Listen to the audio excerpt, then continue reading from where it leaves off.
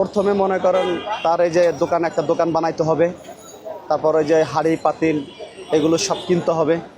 কেনার পরে এইগুলো সব কিনে পরে করেন তার কেটে করে এসে দোকান করতে হবে। রান্না তো শিখতে হবে। সে যদি নিজে রান্না জানে তাহলে সে করতে পারবে, রান্না না জানলে তো সে এগুলো করতে পারবে না। তো মনে করেন অনেক শ্রম দেওয়া লাগে সকাল থেকে এই যে বিকেল 5টা পর্যন্ত। এই এমন বাজার করি আনার পরে কাটাকাটি করি, দোয়া ফাল্লা করি, এরপরে রান্না করি, এগুলো অনেক শ্রম দেওয়া লাগে এর পিছিয়ে।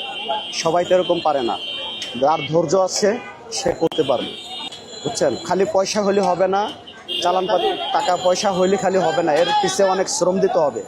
এগুলো রান্না শিখতে হবে। রান্না শিখে ওরকম মানুষের যদি রান্না করে নিয়ে আসলাম যদি মজা না লাগে তাতে সে রান্না করে লাভ হবে না।